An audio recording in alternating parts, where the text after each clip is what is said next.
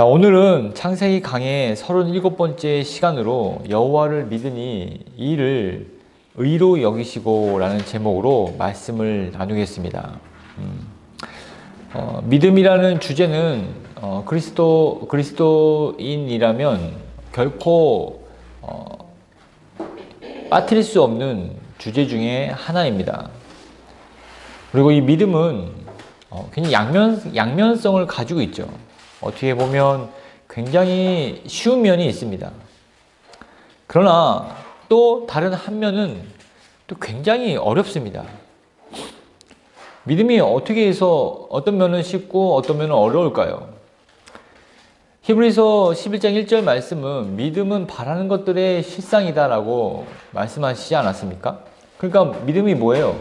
바라는 것들이, 그 바라면 실상이 된다는 겁니다. 그게 믿음이라고 합니다. 바라보는 것. 그러니까 바라보는 것 쉬워요? 어려워요? 쉽죠. 그러나 또 믿음은 내가 야고보서를 보면 행하지 않는 믿음은 어떤 믿음이라고 그러셨죠? 죽은 것이다. 순종을 말씀합니다. 우리가 십계명 매주 읽지 않습니까? 이게 십계명 읽는데 이 십계명을 매일매일 읽으면서 여러분 이 십계명을 지키려고 해보세요. 그러면 얼마나 힘듭니까? 순종은 매우 어렵습니다. 내가 믿음이 있다는 것을 증명한다는 것은 바로 하나님의 말씀에 순종하는 것이죠. 그렇기 때문에 믿음은 또 어렵다고 여길 수가 있습니다. 오늘은 아브라함의 믿음에 대해서 이렇게 살펴볼 것입니다. 우리가 지난주는 창세기 15장 1절 말씀에 하나님이 아브라함에게 나는 내 방패다, 지극히 큰 상급이다, 그러니 두려워하지 말아라 하는 말씀을 가지고 말씀을 들었습니다. 2절부터 보면은 이러한 말씀을 들은 아브라함이 전혀 이렇게 상반된 그런 반응을 보입니다. 여러분은 이게 1절에 나는 내 방패다, 내가 너의 지극히 큰 상급이다 라고 말씀하시면 하나님 감사합니다. 제가 괜히 걱정하고 좀 불안해하고 두려워했네요. 하나님 용서를 구합니다. 제가 괜한 걱정했습니다. 이제부터는 열심히 또 하나님의 명령을 따라서 살겠습니다. 이렇게 나와야 정상이지 않습니까? 그런데 아브라함은 그렇지 않았습니다. 아브라함이 이르되 주 여호와여 무엇을 내게 주시려 하나이까? 나는 자식이 없사오니 나의 상속자는 이 다메섹 사람 엘리에셀이니이다. 또 3절에는 주께서 내게 씨를 주지 아니하셨으니 내 집에서 길린 자가 내 상속자가 될 것입니다. 아브라함이 A부터 Z까지 자신의 생각을 꽉 채우고 있음을 우리는 알고 있습니다. 여러분 한번 생각해 보십시오. 하나님, 제게 뭘 더 주시려고 하십니까? 라고 하는 이 아브라함의 어떤 심경을 한번 보십시오. 아브라함이 지금 굉장히 하나님으로부터 많은 걸 얻지 않았습니까? 은과 금과 또 가축들을 얻었고 부하게 되었습니다. 하나님으로 말미암아 객지 생활을 했음에도 불구하고 그렇게 하나님이 얻게 해주셨죠. 근데 아브라함의 말은 하나님, 나에게 어떤 걸 더 주시려고 하십니까? 라고 질문을 하면서 나는 상속자가 없습니다. 상속자 대신 우리 집에서 길리운 사람 엘리에셀이라는 사람을 대신해서 나의 상속자로 삼겠습니다 라고 하고 있는데 아브라함이 진짜 원하는 것은 무엇이다? 바로 자손, 바로 후손이라는 것입니다. 자기가 원하는 것은 안 주시고 다른 것들만 풍족하게 주셨으니 조금 더 하나님이 이 부분은 이제 하나님이 안 주시려나 보다. 그러니 내가 내 계획을 세워서 이 자리를 메꿔야겠다라고 한 겁니다. 여기서 아브라함의 어떤 그 믿음의 한계를 이렇게 볼 수가 있는 거죠. 어떻게 보면 믿음은 기다림입니다. 인내입니다. 그 인내를 온전히 이루지 못하면 내가 믿음이 온전하지 못하다라는 것을 우리는 알 수가 있는 것이죠. 아브라함은 수많은 시간 동안 객지에서 많은 고생을 하면서 왔지만 하나님으로부터 하나님이 말씀하신 그 자손은 얻지 못했다는 것에 굉장히 큰 상실감을 갖고 있었음을 우리는 알 수가 있다는 것입니다. 그래서 하나님은 내 후손에 대해서는 관심이 없는 분이시구나.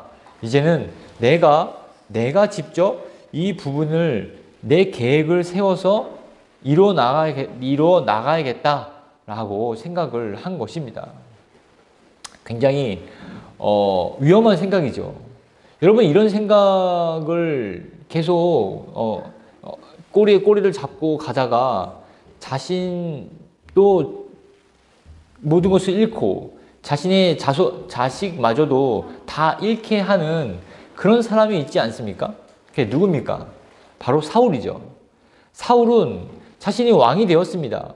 그러나 항상 전쟁 전에 제사를 드리고 전쟁을 나가야 되는데 사무엘이 늦게 오는 것을 보고, 그리고 적군들은 몰려오고, 또 몰려오는 적군들을 보면서 군사들은 하나 둘씩 다 도망가고, 그런 어떤 불안한 마음에 자기가 제사를 지냈죠.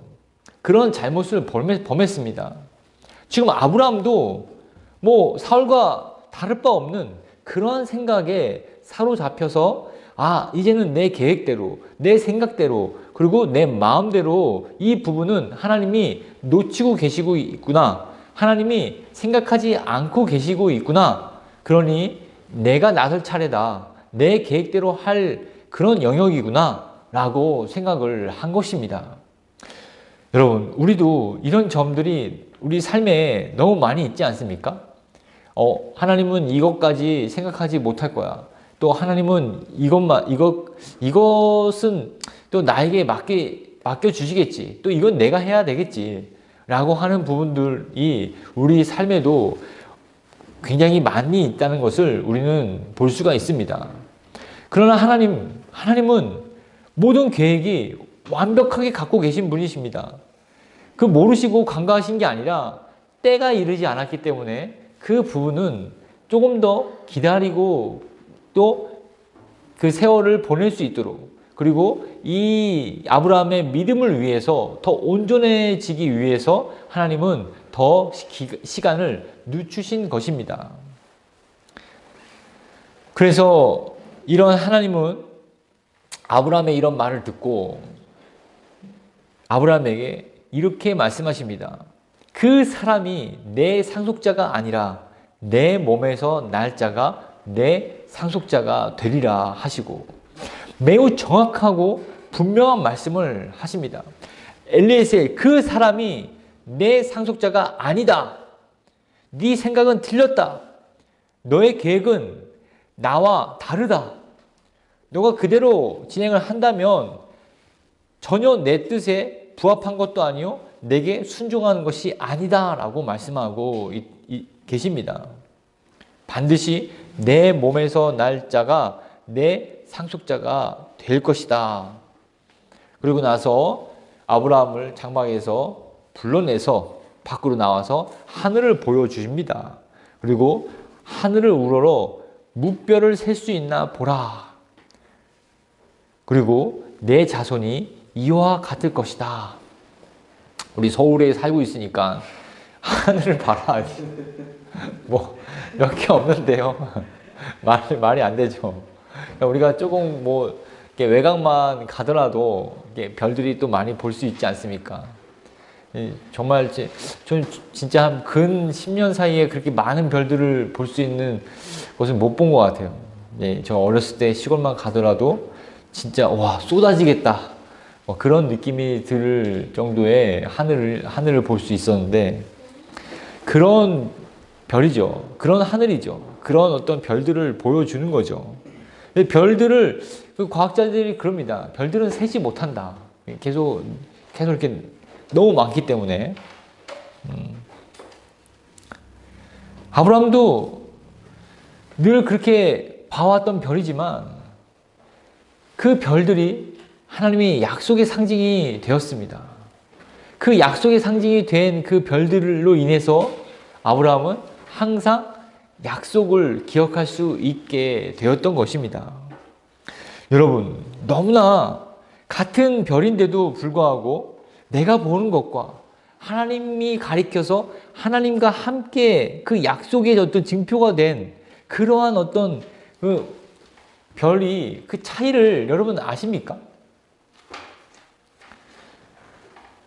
저도 이러한 어떤 경험들을 지금 계속 하고 있습니다. 제가 목사로서 지금 이제 개척 6년 차로 가고 있죠. 이 예배당, 이 공간도 하나님이 우리에게 주신 그런 약속인 것이죠. 우리가 기도했고 또 하나님이 우리에게 주신 이 공간을 잘 활용하고 있습니다. 또 책상도 마찬가지고 또 지지난주에 들어온 이 의자도 마찬가지입니다. 우리는 전혀 없음에도 불구하고 하나님께 모든 것을 맡겼을 때 하나님이 하나 둘씩 채워주시는 것을 경험하고 있지 않습니까? 그래서 이 의자를 바라보면 똑같은 의자가 아닙니다. 그냥 이 의자는 앞으로 우리가 이 자리에 앉힐 사람들이 이만큼 있다는 것을 하나님이 우리에게 보여주신, 하나님이 주셨고 이 의자에 앉을 그런 영혼들이 곧 올 것이다 라고 하는 그런 믿음을 가지라고 하는 하나님의 격려인 것이죠. 하나님의 약속의 증표인 것입니다. 믿으십니까? 그런 마음들을 우리 안에 깊게 심어 주시기를 하나님은 원하십니다. 여러분들 각자의 삶에서도 한번 생각해 보십시오. 아, 내가 아무것도 생각하지 않았는데 하나님이 주신 것, 하나님이 보여주신 것, 하나님의 어떤 약속으로 주신 그런 증표들이 없으십니까? 그런 약속의 말씀뿐만 아니라 어떤 약속의 어떤 어떤 것이든지 자연 만물이든지 아니면 내게 주신 그런 물건이든지 여러 가지를 통해서 하나님이 말씀하고 인도하시고 위로를 주시는 것들이 있다는 말씀입니다. 하나님은 결코 침묵하시는 분이 아니라 우리에게 항상 말씀해 주시고 보여주시고 소개해 주시고 우리를 이끌어 주시는 우리의 작은 믿음을 계속해서 키워 나가시는데 그냥 막 이렇게 매미가 땅속에서 이렇게 7년을 있지 않습니까? 더 많은 매미는 10년, 11년 이렇게 있기도 합니다. 그냥 이렇게 보이지 않는 어떤 그런 땅속에서 막 꿈틀꿈틀 거리는 그런 시간만 보내도록 하나님이 내버려 두지 않으신다는 것입니다. 때마다 시마다 은혜를 주시고 또 자라날 수 있도록 하나님이 인도해 주신다는 것을 우리는 기억해야 한다는 것입니다. 여러분, 그리고 나서 아브라함이 그 별들을 보고 나서 6절, 창세기 15장 6절 말씀에 다 같이 읽겠습니다. 시작. 아브라함이 여호와를 믿으니 여호와께서 이를 그의 의로 여기시고. 네, 하나님이 말씀하신 너의 자손이 하늘의 별과 같이 될 것이다, 별처럼 많아질 것이다 라고 하는 말을 듣고서 바로 자기 생각을 내려놨습니다. 이것이 아브라함의 어떤 그 훌륭한 점이라고, 우리가 본받아야 할 점이라고 여겨지죠. 하나님, 제가 말씀드렸잖아요. 저는 이젠 다 끝났습니다. 예, 제가 말씀드린 엘리에셀 일로 와봐 하면서 소개하고 그러지 않았습니다. 바로 자신의 생각, 자신의 어떤 플랜들을 다 내려놓고 하나님이 하신 말씀을 온전하게 받아들였습니다. 그리고 그 받아들이고 아멘한 아브라함의 마음, 아브라함의 믿음을 어떻게 의로 여겨주셨다는 것입니다. 굉장히 좀 어렵죠. 여러분, 의가 뭡니까? 이건 약간 법정 용어죠. 죄인이다, 의인이다. 바로 우리는 모두 다 죄인으로 태어났습니다. 그러나 그 믿음으로 인해서 하나님이 의로 여겨주셨다는 것은 아브라함이 이제는 죄인에서 의롭다 여김을 받게 되었다는 것입니다. 이 말은 무엇이냐면 아브라함의 자손 중에서 아브라함의 그 자손 중에서 하나님은 계획하고 계세요. 바로 예수 그리스도가 날 것에 대한 계획을 갖고 계신 것이죠. 네 자손 중에서 메시아가 날 것이다. 그러나 그것을 믿지 않으면 메시아는 태어납니까? 안 태어납니까? 안 태어나는 것이죠. 그러니까 그것을 믿었다는 것은 내 자손 중에서 메시아가 날 것이고 그로 인해서 내가 구원을 받을 것이다 라고 하는 그러한 말씀을 아브라함이 믿었다는 것입니다. 그래서 의로 여겼다는 것입니다. 하나님의 기준에서 합격이라고 말씀한 것입니다. 그러면 좀 더 깊이 나아가서 이 의는 바로 우리에서 나아올 수가 없는 것입니다. 내가 의를 받아들이기 위해서는 두 가지 전가가 일어나야 됩니다. 전가. 뭐냐면 내 죄가 누구한테 맡겨지는 겁니다. 누구한테 씌워지는 겁니다. 그리고 그러면 내가 텅 비어 있잖아요. 그래서 또 다시 사람에게 의가 내가 들어오는 것이죠. 그러니까 예수 그리스도에게 내 죄가 전가되고 그리스도의 의는 나한테 전가되는 이중 전가가 일어나야 한다는 것입니다. 마치 두 번의 어떤 은혜가 일어나야 된다는 것이죠. 여기 이게 좀 맞는 예인지는 모르겠지만 여기 한 사람이 있습니다. 이렇게 서 있습니다. 이 사람이 거지예요. 근데 거진데도 불구하고 또 안타깝게도 빚쟁이에요. 엄청 많은 빚을 또 지었어요. 이 사람을 회생시키려면 두 가지 일이 일어나야겠죠. 첫 번째는 뭡니까? 로또가 아니라 죄를 탕감해줘야 그 로또면 되겠네. 죄를 탕감해줘야겠죠. 아니. 빚을 갚아줘야겠죠. 근데 빚이 다 갚아줬다고 해서 거지에서 벗어납니까? 아닙니다. 또 회상할 수 있는, 또 자립할 수 있는 돈을 또 보태줘야겠죠. 예. 그럼 회상할 수 있는 그런 자금을 줘야 된다는 것이죠. 이 두 가지 도움이 있어야지 이 사람은 정상적으로 살 수 있는 것과 마찬가지라는 것입니다. 이해되십니까? 죄인입니다.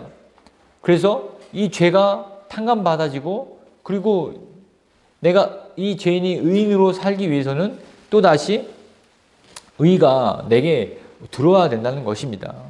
그래서 하나님은 이런 아브라함의 믿음을 의로 여겨주셨다는 것입니다. 그리고 또 그에게 7절을 보면 또 그에게 이르시되 나는 이 땅을 내게 주어 소유로 삼게 하려고 너를 갈대아인의 우르에서 이끌어낸 여호와니라. 네, 최초에 갈대아인의 우르 자기가 살고 있던 땅에서 왜 나왔는지를 아브라함에게 말씀해 주시고 계십니다. 우리가 살면서 굉장히 길을 잃을 때가 가끔 있죠. 내가 지금 왜 지금 이 일을 하고 있고 이 목적이 뭐지? 이럴 때 어떻게 해야 됩니까? 바로 왜 시작점으로 돌아가면 내가 왜 일을 시작하고 왜 이런 공부를 하고 왜 처음에 어떤 마음이었는지를 돌아보면 다시 목적을 찾게 됩니다. 하나님은 이러한 방법을 사용하셔서 아브라함에게 너가 왜 지금 이 땅에 있는지를 일깨워 주시고 계신 것입니다. 근데 아브라함은 또 이 땅에 대해서도 자기가 다녀보지 않았습니까? 과연 이 땅이 가는 곳마다 사람들이 거주하고 또 전쟁하고 어디 가서 부인도 뺏길 뻔하고 도저히 내가 살고 있는 내가 밟고 있는 이 지역이 내 땅이 될 것 같은 조짐이 하나도 없음에도 불구하고 하나님은 너에게 주겠다고 하시니까 아브라함이 의아해서 하나님께 질문을 합니다. 8절이죠. 주 여호와여 내가 이 땅을 소유로 받을 것을 무엇으로 알리까? 그랬더니 하나님이 나를 위하여 3년 된 암소와 3년 된 암염소와 3년 된 순양과 산비둘기와 집비둘기 새끼를 가져와라. 그리고 아브라함이 모든 것을 가져와서 둘로 쪼개고 맞대어 놓았습니다. 그리고 기다렸죠. 한참을 기다렸습니다. 11절에 보면 솔개가 그 사체 위에 내릴 때에는 아브라함이 쫓았더라 라고 이야기하고 있습니다. 이 아브라함은 그 명령을 수행하고 나서 내버려 둔 게 아닙니다. 그것을 지키고 하나님을 기다린 것입니다. 내가 그것을 하고 나서 하나님은 어떻게 하실 것인가 라고 하나님의 어떤 응답을 기다리는 것입니다. 바로 기도는 이와 같은 것입니다. 기도를 어떻게 그냥 막 내뱉고 나서 그냥 하나님이 어떻게 해주시겠지라고 하는 게 아니라 기도를 하면서 하나님의 어떤 동태를 살피는 것이죠. 하나님이 어떻게 움직이시는지, 어떤 말씀을 주시는지, 어떠한 조짐을 나에게 나타내 주시는지를 내가 눈여겨봐야 한다는 것입니다. 아, 나는 됐어. 하나님이 뭐 하라고 했으니까 뭐 이제 오늘 쉬어야지. 뭐 나는 내일 해야지. 라고 하는 것이 기도가 아니라 끝까지 기다리고 끝까지 하나님의 어떤 그 응답을 주시하는 것이 바로 기도자의 태도라는 것을 볼 수가 있는 것이죠. 엘리야가 이 세상의 부패함을 알고 나서 하나님께 주여 이 땅에 심판을 내려 주시옵소서라고 하나님의 마음을 품고 하나님께 기도했습니다. 하나님은 어떻게 응답하셨죠? 3년 반 동안 비를 내리지 않으셨죠. 내리지 않으셨어요. 그런데 이제는 때가 돼서 다시 한번 주님 때가 되지 않았습니까? 하고 기도했습니다. 기도할 때 어떻게 했습니까? 기도하면서 그냥 하나님 다시 한번 이제 내려주세요. 뭐 스위치 키듯이 하고 그냥 자기 생활 했습니까? 아닙니다. 이 무릎에 자기의 얼굴을 푹 집어넣고 간절히 기도했습니다. 그래서 옆에 있는 사환한테 여봐라 저기 뭐 비 올 조짐이 있냐? 없습니다. 또 기도했습니다. 여봐라 비가 올 것 같냐? 했더니 저기 손바닥만한 구름이 생겼습니다. 화창한 날씨였는데 구름이 생겼습니다. 그리고 몇 번 기도했습니까? 7번 기도하자 우수수 비가 떨어지지 않았습니까? 하나님은 알아서 하시겠지. 하나님이 이 땅을 주관하고 계시니까 그냥 뭐 내가 엘리베이터 타면은 버튼만 누르면 뭐 몇 층 딱 가듯이 그렇게 해 주시겠지 라고 하는 것이 기도자의 태도가 아니라는 것입니다. 하나님은 어떻게 언제 어떠한 방법으로 하나님의 어떤 역사를 이루어 주실까라고 하는 점들을 내 눈으로 직접 뭐 한다? 주시하는 것입니다. 그리고 나서 그냥 주시하고 바라보는 어떤 수동적으로 주시하고 바라보는 게 아니라 아브라함이 그 짐승의 사체 위에 내려올 것을 쫓아내지 않았습니까? 정말 기도했지만 기도에 방해되는 요소들을 내 자신이 끊어버리고 또 없애버리고 또 그것을 싸워서 쫓아내는 그런 일들을 진행해야 된다는 것입니다. 내가 정말 하나님 이 교회의 부흥을 위해서 기도합니다. 하나님 부흥하게 해주세요. 부흥하게 해주세요. 부흥이 뭡니까? 하나님을 더욱더 알아가는 거고 우리 안에 성령의 임재가 더 크게 임하는 거 아닙니까? 근데 내 삶의 변화는 없으면서 부흥하게 해주세요. 부흥하게 해주세요 라고 기도한다면 굉장히 이율배반적인 것이죠. 내가 더욱더 말씀과 기도에 정진하지 않고 내가 볼 것 다 보고 내가 죄 짓는 거 그냥 다 짓고 마음의 죄, 또 입술의 죄, 눈으로 보는 죄는 그냥 간과한 채 부흥하게 해주세요 라고 한다면 그것은 올바른 기도자의 태도가 아닙니다. 그렇게 해서 부흥이 일어날 수가 없습니다. 쫓아내야 됩니다. 내가 지금까지 그냥 뭐 유튜브나 뭐 다른 어떤 SNS 막 했지. 이제는 안 해야겠다. 또 말씀과 기도에 더 정진해야겠다. 내가 지금 4월달인데 올해 성경 1독은 내가 하려고 계획했는데 지금 하나도 못했네. 그러면서 다시 그것을 꺼내서 다시 시작하는 겁니다. 내가 새벽에 기도하고자, 밤에 자기 전에 기도하고자 했지만 그런 마음들을 내가 전혀 갖지 못하고 살았네 라는 것을 회복하는 겁니다. 사체 위에 솔기가 앉아서 하나님의 그 거룩함을 더럽히는 것을 방해했듯이 내 자신이 하나님의 은혜 주실 것에 대해서 기대하면서 다른 어떤 악한 것들이, 그런 죄 짓는 것들이 앉을 것을 쫓아내는 그런 일들을 우리는 매일매일 해야 한다는 것입니다. 그렇게 정말 여러분들이 기도하는 바대로 여러분들이 또 눈여겨서 그렇게 또 주시하시는 은혜와 진리교회 성도들 되시기를 주의 이름으로 축원드립니다. 자, 이제는 또 시간이 좀 지났습니다. 아브라함에게 깊은 잠이 임하고 또 큰 흑암과 두려움이 그에게 임하였을 때 하나님이 아브라함에게 너는 반드시 알아라. 내 자손이 이방에서 객이 되어 그들을 섬기겠고 그들은 400년 동안 내 자손을 괴롭히리니 그들이 섬기는 나라를 내가 징벌할지며 그 후에 내 자손이 큰 재물을 이끌고 나오리라. 너는 장수하다가 평안히 조상에게로 돌아가 장사될 것이오. 내 자손은 4대 만에 이 땅으로 돌아오리니 아모리족 속에 죄악이 아직 가득 차지 아니함이니라 하시더니, 네, 조금 이제 구체적인 방법을 말씀하시죠. 아브라함 혼자 단신으로 이 넓은 땅을 어떻게 차지할 것인가 라고 하는 고민을 말씀하십니다.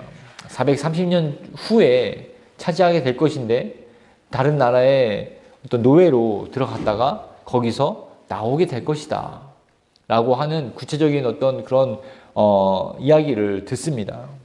이제 이해가 되었겠죠. 아브라함이 그런 생각이 있으셨구나.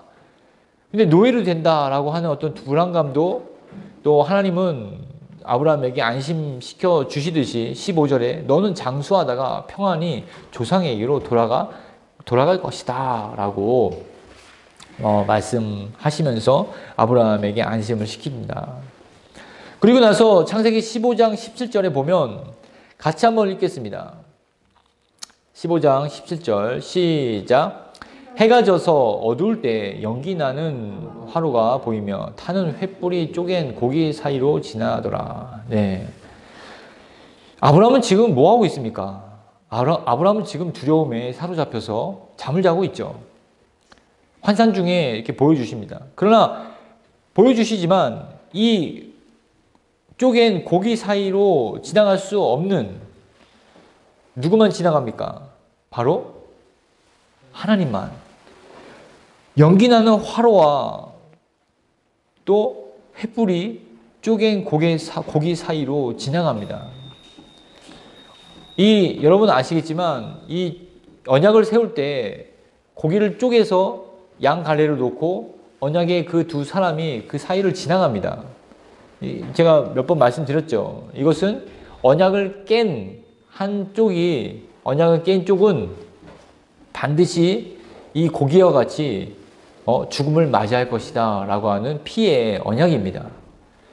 근데 지금 아브라함과 같이 언약의 대상은 아브라함과 하나님이지 않습니까? 근데 아브라함은 그냥 누워있고 이 쪼갠 고기 사이로 누구만 지나가고 있다는 말씀입니까? 바로 하나님만 지나가고 계시다는 것입니다. 바로 예수 그리스도가 그 쪼갠 고기 사이로 지나가고 계시다는 것입니다. 언약은 바로 이렇습니다. 우리는 언약을 이룰 수 있는 어떠한 그 능력도 없고, 그리고 이게 계약을 할 때 쌍방간에 하잖아요. 그러면 조건이 맞아야 계약을 하지 않습니까? 그러니까 어떻게 보면 우리가 여기 지금 교회 예배당을 이제 임대하고 있지 않습니까?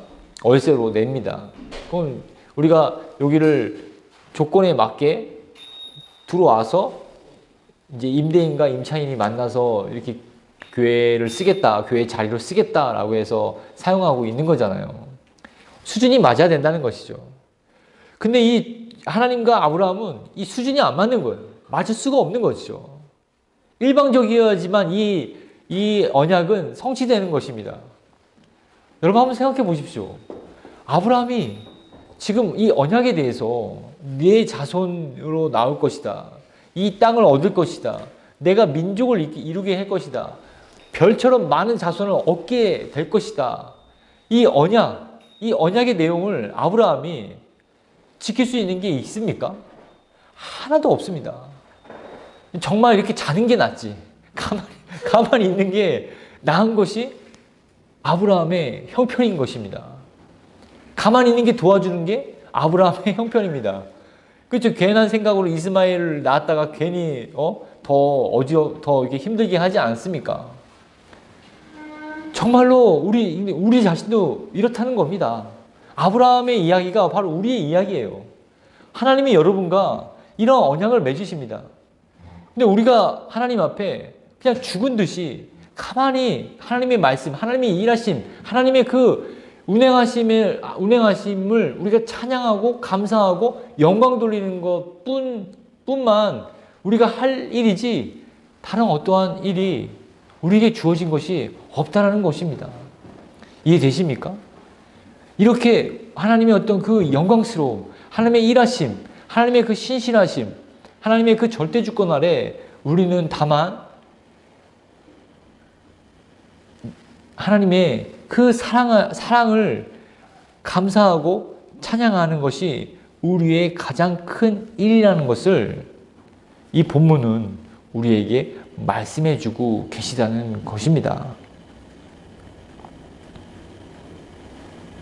여러분, 우리가 얼마나 많은 생각을, 우리가 얼마나 많은 이렇게 행동을 하면서 살아갑니까? 그러나 우리가 할 수 있는 것에 자꾸 우리의 어떤 시야나 생각은 점점 좁아집니다. 내가 내일은 뭐 하지? 저도 우리가 뭐 가족 회의를 하거나 뭐 얘기를 할 때 뭐 했냐, 뭐 할 거냐, 뭐 그렇게 그런 내용으로 주로 나누지 않습니까? 근데 저도 이 말씀 묵상하면서 어떤 나눔도 우리가 주체가 되는 것이 아니라 하나님이 내게 해주신 것, 하나님이 내게 이루어주신 것, 내게 주신 말씀, 깨닫게 해주신 어떤 이해, 하나님을 알게 된 어떤 지식들을 위주로 나누는 것이 더 어떤 나눔의 방향이 더 낫겠다라는 생각을 좀 하게 됩니다. 자꾸 내 위주로 살게 되니까 내가 주체가 되는 어떤 나눔, 그래서 내가 주체가 되는 어떤 삶을 살아가는 방향으로 이렇게 의도하는 듯한 느낌이 들더라고요. 그래서 그래서는 안 되겠다. 하나님이 내게 하신 것. 그래서 우리도 내가 이걸 해야지라고 하면서 하루를 시작하는 것과 하나님이 내게 오늘은 어떤 은혜를 주실까라고 기대하는 것과는 전혀 그 스타트가 다르지 않습니까? 여러분들도 한번 적용해 보시기를 바라겠습니다. 정말 하나님이 내게 주신 것, 내게 하실 일들을 기대하는 그런 하루, 한 주, 또 한 평생을 살아가시기를 주의 이름으로 축원드립니다. 마지막으로 18절에서 21절을 보면 족속들 이름이 나옵니다. 근데 아브라함에게 주신 그 족속은 10족속이었어요. 5족속인데 여기 나와 있는 족속은 이렇게 10족속입니다. 어떻게 보면 이 400년 사이에 족속들이 뭐 합쳐지고 뭐 이렇게 나눠지고 해서 이렇게 줄어들었다는 설도 있고, 근데 주셨지만 전쟁을 더 하지 않아서 얻지 못했다라고 하는 그런 설도 있습니다.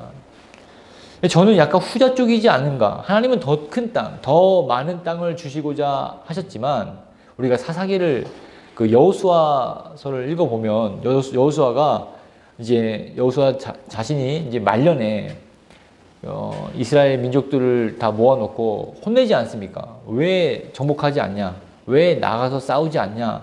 라고 야단치지 않습니까?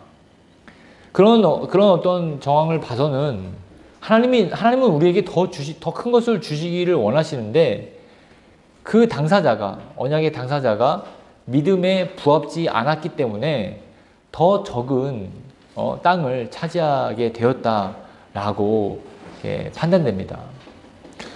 여러분, 우리가 이런 원리를 기억한다면 우리가 더 많은 것을 구한다 하더라도 적은 것이 아님을 우리는 생각해야 됩니다. 항상 내 수준, 내 입장에서만 생각해서 바라는 것이 보편적인 어떤 모습입니다. 그러나 하나님은 우리에게 내 입을 크게 열라고 말씀하셨습니다. 그리고 너는 내게 부르짖으라. 내가 내게 응답하겠고 내게 알지 못하는 크고 은밀한 일을 너희에게 보여주시겠다고 말씀하시는 분이 바로 하나님이십니다. 믿음을 크게 가지십시오. 믿음을 구하십시오. 더 큰 믿음, 더 큰 비전, 더 큰 소망을 품으십시오. 우리가 믿고 우리 따르는 하나님은 우주를 창조하신 분이십니다. 그분이 여러분들을 자녀 삼아 주셨습니다. 그분은 우리가 그분의 기업을 이어받을 상속자라는 것이죠. 그냥 집 한 채, 뭐 직장 하나, 뭐 다른 거 뭐 이렇게 하나. 여러분, 이 우주에 비교하면 집 한 채가 얼마나 작습니까?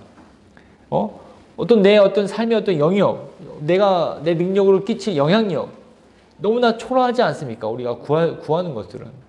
마음을 크게 열고, 믿음을 크게 갖고, 또 크신 하나님을 생각하면서 우리가 정말로 주님 앞에 부르짖으며 주님이 우리가 생각하지 못할 크고 은밀한 일들을 우리가 믿음으로 바라보고 믿음으로 또 쟁취해 나아가시는 은혜와 진리교회의 성도들 되시기를 주의 이름으로 축원드립니다. 아멘. 기도하겠습니다.